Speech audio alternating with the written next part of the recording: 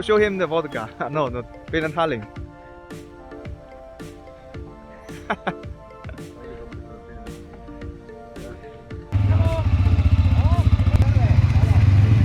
On 23. juuli 2019 ja testime CF-Moto ATV-sid CF625S ja CF625L. Need on siis 2020 aasta uued 600 seeria mudelid. Videos näha olev siis CF1000 mudel on saatemasinaks ja sel lihtsal põhjusel, et kuna see testiala on nii suur, siis meie võõraste inimestena lihtsalt oleksime ilma saatemasinata seal ära eksinud.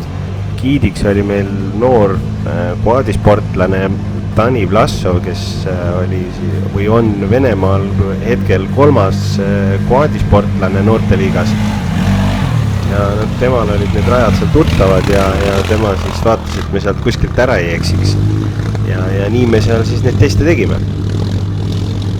No ja peale esimesi ringe seal erinevatel rajaelementi läbi sõites hakkas endale tunduma, et mitte me ei testi niivõrd neid uusi ATV-sid, kui testime üldse iseenda võimekust, sest sellised tõusud ja järsud langused ja sügavad veetakistused, et nendest läbimine ei olnud ainult ATV-le niisugune proovikivi, vaid võib ikkagi tunnistada, et ka endale nagu võimekuse proov. Näiteks antud lõigus näha olev tõus oli palja silmaga või alt vaadates ikka päris hirmus ja selle algus seal, ega ausalt öeldes ei tundunud väga usutav, et me selle ATV-ga sealt mäest üles saame, aga ülesse me sealt saime ja ega seal keegi joogu maha ei lasknud, et siis tulid peale niisugused kiiremad lõigud ja ega keegi ei tahtnud ju Tanist maha ka jääda, nii et tuli oli katlas kogu aeg ja tulid raja pealt maha, käed natukene värisesid, aga puhkasid vähe ja panid jälle edasi, nii et väga äge oli ta.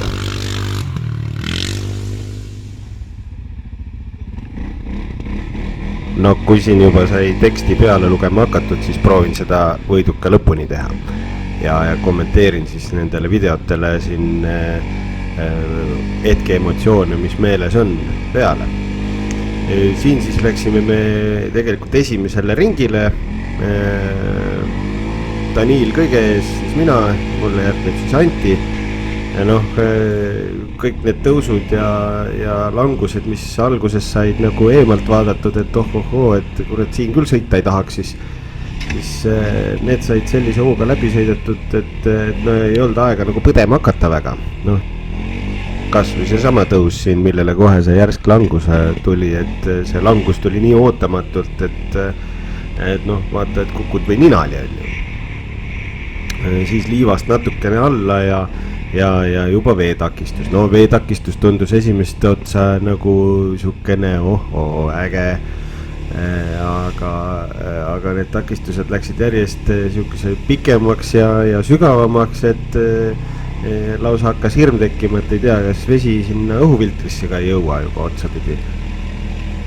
Aga kui mootorid teist häält ei teinud väga nendest takistustest läbisõitmisel, siis ega meie sinna ka rohkem väga tähelepanu ei pööranud ja nautisime sõitu ja tegelikult peab ütlema, et juba esimestel tiirudel tundus, et masin on pehmem ja sõit on väga sujuv ka niisuguste suurte tõusude peal, kus on suured kivid ja puuroikad tee peal ees, et iga esimene minut üllatas heas mõttes täiega. Kiirendusvõimet jääb muidugi 600 kuubikut 1000-sele alla, aga oma 92 kilomeetrit tippkiirust ma arvan, et see rahuldab igat ATV sõitjat ja ega seal rohkemaks nagu tegelikult vaja polegi. Tähtis on see, et algus on olemas ja tähtis on see, et jõud on olemas. Nüüd selliste lõikude peal, kus on siis hästi sükse muhklikuks see maa sõidetud, siin tulevad mängu nüüd jälle pikem õõtsoob ja pikemad amortisaatorid, et uuel 600 on siis esiamordid 15 mm pikema käiguga ja tagumised amortisaatorid lausa 40 mm pikema käiguga. Ja pikem vedrustuse töökäik annab siis heas mõttes ennast siin igal hetkel tunda. Nii, selliste tõusude peal jälle tuleb mängu mootori võimekus ja võimsus ja seda jagub. Peab tunnistama, et seda jagub, sest kuskil nagu sükest tõrrepõhjast või viimast jõuvaru nagu tunda ei olnud, et mootor laulis võimekalt ja edasi krapsas ka minna ja pidamine oli hea, nii et lausa lust oli sõita. No, siit on veel viimane jupikene kitsast ja siis mõned poognad veel ja olimegi jälle oma servisalas tagasi. Noh, esimesed ringid väsitasid rohkem kui pärast või pärast nautisid rohkem, ei oskagi nagu öelda, et esimesest hirmust olime igatahes esimese ringiga nagu üle saanud ja nüüd jäi ainult uut korda nagu oodata.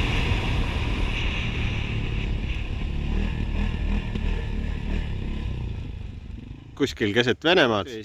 Täna testime CF600 uue nimega CF625S, CF625L.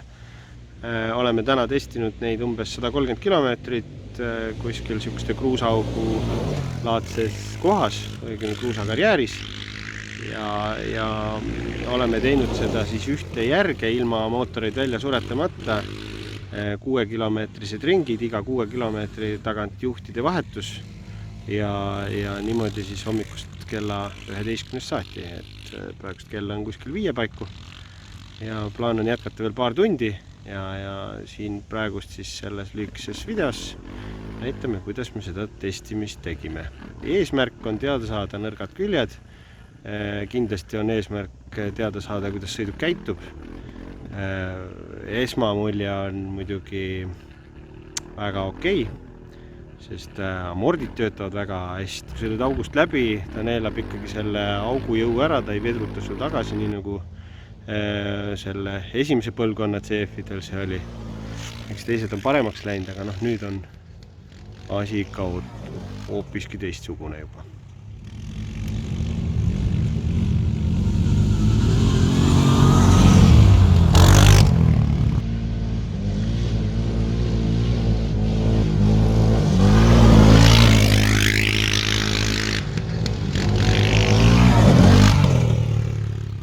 Päev hakkab õhtasse saama.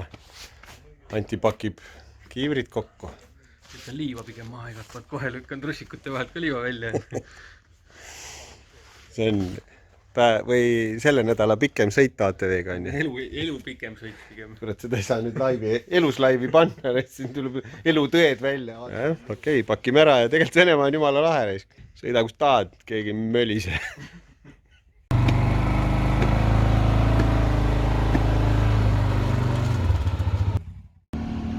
Käes teise päeva hommik. Alustasime jälle oma testsõitudega ja kõigepealt siis sai maha märgitud uus rada. Rada on Venemaal suhteliselt lihtne teha, sest selliseid alasid, kus ATV-dega sõita ja seda segamatult teha on seal ikka päris palju. Teiseks päevaks sai valitud siis endale natukene pikem rada, seda mõttega, et saaks sõidukitele suurema koormuse taha anda ilma vahepausideta. Kokku sai raja pikkuseks 11 kilomeetrit ja antud rada koosnes siis või sai kokku siis päris erinevate elementidega, et seal oli tõesti väga kiireid lõike, samas oli väga tehnilisi lõike, istmeni vesi, järsud ja liivased tõusud, künkad, mõned olid sellised kohad, kus kui hoogu taga poleks olnud, poleks julgenud minnagi. Põhiülesandeks oli siis mõõta mootori töötemperatuuri ja välja peegelduvaid temperatuure ja seda saabki teha ainult siis, et suure koormusega sõidult tulles ja kohe vahetuid mõõtmisi tehes ja nii me seal siis ka toimetasime.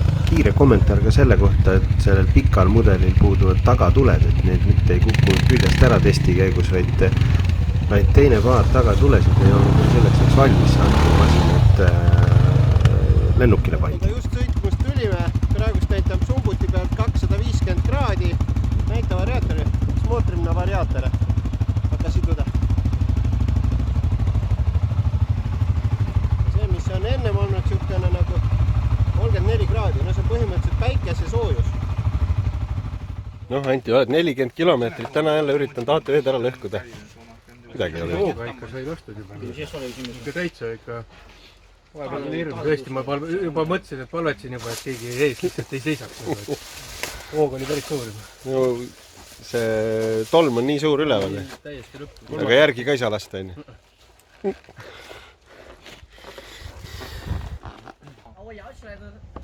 А ты прогазовывал его? Но он долго в воде стоял, я ему показываю, типа спрыгивай, толкай быстрее. Он нифига, он на сиденье залез, у него пароль воды. Siin siis näha õhufiltri korpuse tühjendamine. Noh, ilmselgelt on see siis silmini vett täis olnud ja siit ka siis aega ka istme alla niisama vaadata, et mis siia kogunenud on ja siis akukastist leidsime nii palju liiva näiteks. Noh, hiinlane ei olnud küll ainus, kes selle masina suutis nagu kinni ajada või ära uputada, et siin ka minu stiili näide suutsin ta suhteliselt madalasse poriloiku ära uputada, aga jäi lihtsalt põhja peale kinni. Midagi hirmsat seal nüüd ei olnud.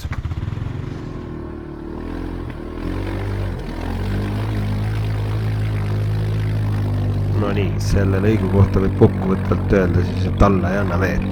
Sest sellised veekatsetused jätkusid ka peale neid väikseid kinnijäämisi või uputamisi. No minule üllatuseks oli muidugi see, et äsja just uppumissurmast päästetud lühikene 600, millelt võeti siis läbi märg õhufilter seest välja põhimõtteliselt veekeskkonnast, kuivatati see käepäraste vahenditega ära, treeniti õhufiltri korpus puhtaks ja masin käis ja laulis jälle. No eks see ole ka pritse-masinate eeliseks, et kui ka vesi õhufiltrisse satub, siis nii vabalt see nüüd mootorisse sealt edasi ei jõua, nii nagu karburaatormudelitega seda vanasti ette tuli. No ja selle tõusu kirjelduseks võiks vastata vist ainult üks sõna, et Daniil ütles, et ma ei tahtnud siia tulla, aga sattusin ja vaatasin, te tulite järgi, et no siis võime ju seda kaudu teiega sõita küll.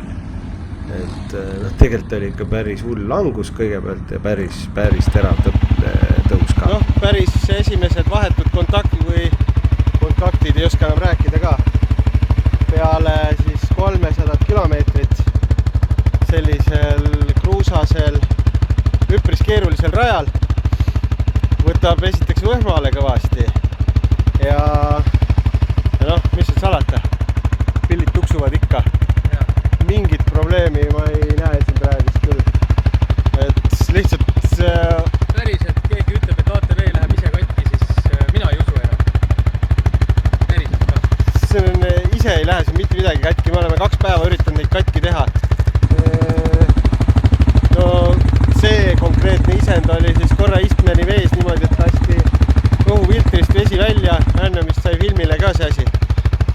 Filter oli silmini vett täis, ta kuidagi tuksus siia kohale, siin kuivatati ära, tuli peale ja edasi. Mis peab ütlema, lühikese pika vahe on ikka räme.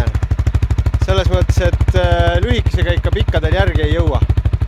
See tänane ring oli 10 kilomeetrit